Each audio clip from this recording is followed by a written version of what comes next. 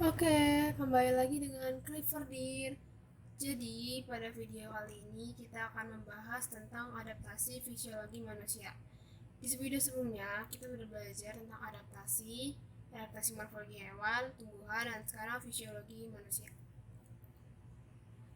Jadi ini aku tampilin lagi materi pembelajarannya. Kalian bisa lihat, sekarang kita akan belajar di bagian yang ini. Jadi kita langsung aja masuk ke materinya.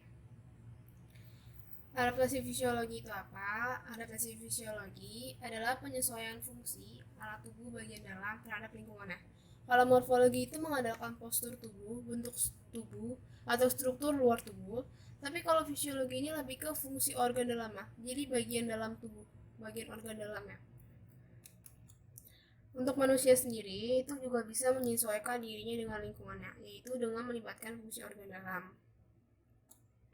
Yang pertama itu contohnya apa? Adalah jumlah sel darah merah.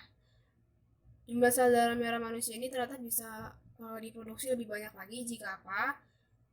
Kita lihat dulu di sini. Orang yang tinggal di daerah pantai, yang termasuk daerah rendah, memiliki jumlah sel darah merah lebih sedikit daripada orang yang tinggal di pegunungan atau daerah tinggi. Gimana kita bisa tahu daerah tinggi dengan daerah rendah? Itu kita ngukur dari dari permukaan lautnya. Jadi kalau di daerah pantai itu kan dia lebih dekat ke permukaan laut ketimbang yang di daerah pegunungan yang jauh dari permukaan laut. Nah itu menghitungnya itu dari permukaan lautnya. Mengapa bisa begitu? Hal ini dikarenakan tekanan parsial oksigen di daerah pantai lebih rendah. Di daerah pantai itu lebih tinggi dibanding dengan tekanan di pegunungan yang merupakan daerah tinggi. Hal ini membuat orang yang di pegunungan membutuhkan sel darah merah lebih banyak untuk mengikat oksigen. Jadi gini, kita tahu ya bahwa kalau misalnya udara itu atau angin itu bergerak dari tempat yang bertekanan tinggi ke tempat yang bertekanan rendah. Nah, di daerah pegunungan itu memiliki tekanan yang lebih tinggi daripada di daerah rendah. Kalau kita mikir karena daerah rendah itu di daerah bawah, itu justru memiliki tekanan yang lebih tinggi. Padahal kenyataannya enggak. Justru di daerah rendah ini yang memiliki tekanan yang lebih rendah daripada tekanan udaranya ya, bukan tekanan parsial, tapi tekanan udaranya ini lebih rendah di daerah pantai ketimbang di daerah pegunungan.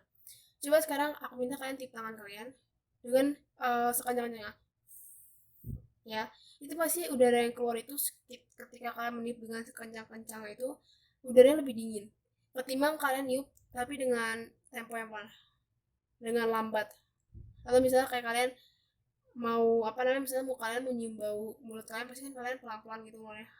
Nah itu baunya itu udaranya akan lebih hangat. Nah ini ketika kalian meniup dengan sekencang-kencangnya artinya udara itu rapat sekali saking kencangnya itu rapat, itu udara suhunya dingin dan tekanannya juga lebih lebih pasti lebih tinggi ketimbang ketika kalian niupnya pelan-pelan. Saat kalian niupnya pelan-pelan, itu udara itu meregang, ya udaranya itu meregang tidak rapat sehingga tekanannya lebih rendah. Nah, karena di pegunungan yang suhunya dingin ini tekanan lebih tinggi, akibatnya si udara-udara ini akan mengalir ke daerah pantai, daerah yang bertekanan lebih rendah. Nah, karena udaranya ke bawah semua, mau gak mau oksigennya berkurang yang ada di pegunungan meskipun sejuk tapi oksigennya berkurang.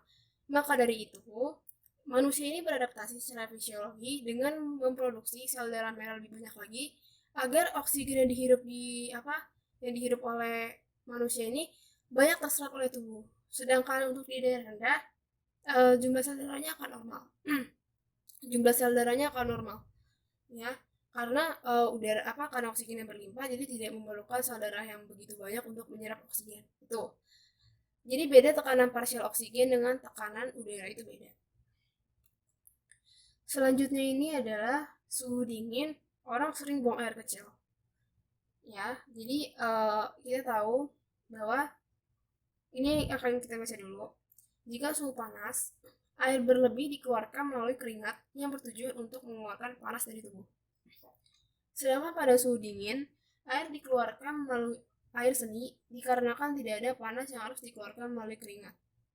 Jadi, eh, keringat itu bisa kita berkeringat itu ketika kita merasa bahwa udaranya panas, gerah gitu kita.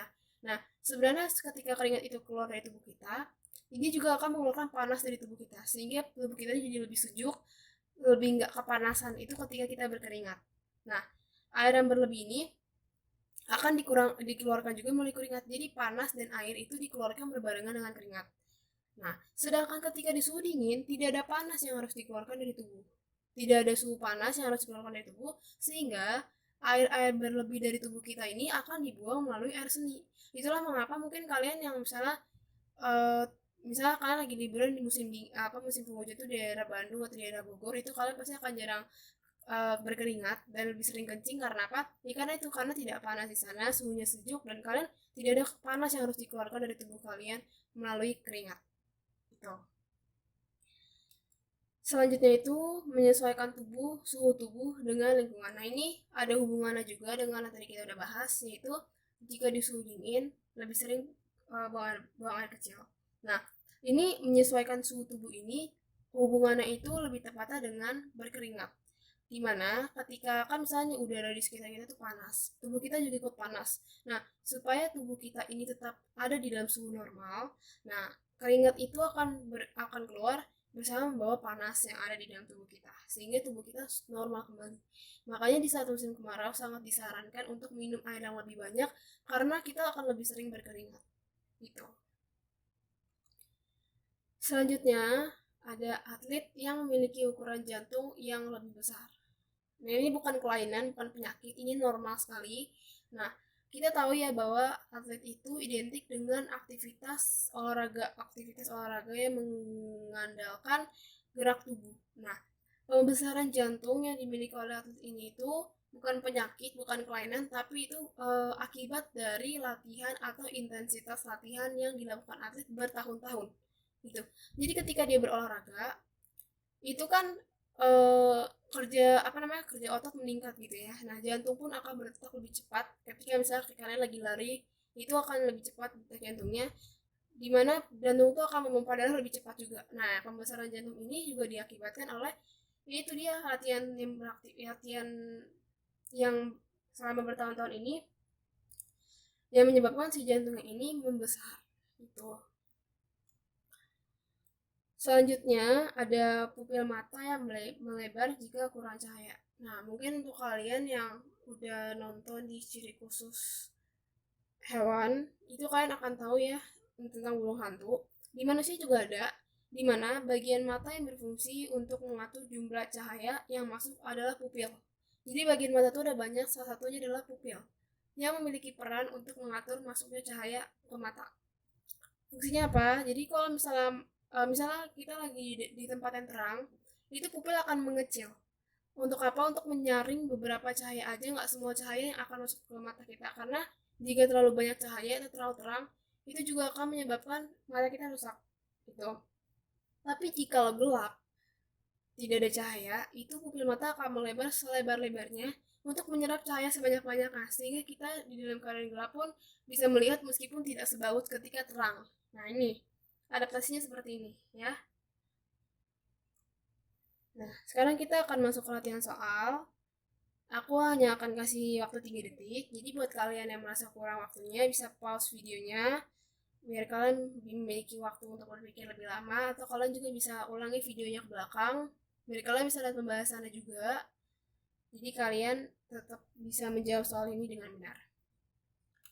Soal yang pertama, orang yang memiliki jumlah sel darah merah banyak adalah orang yang tinggal di 1, 2, 3.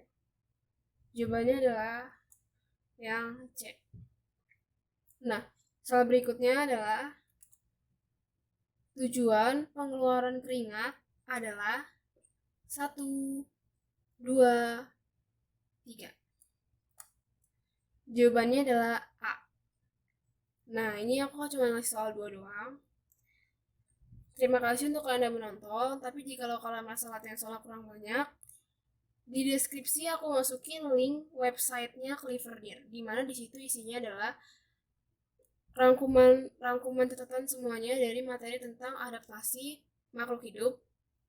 Dan di situ juga aku cantumin beberapa latihan soal yang bisa kalian kerjakan, yang bisa kalian sesuaikan juga dengan kemampuan kalian.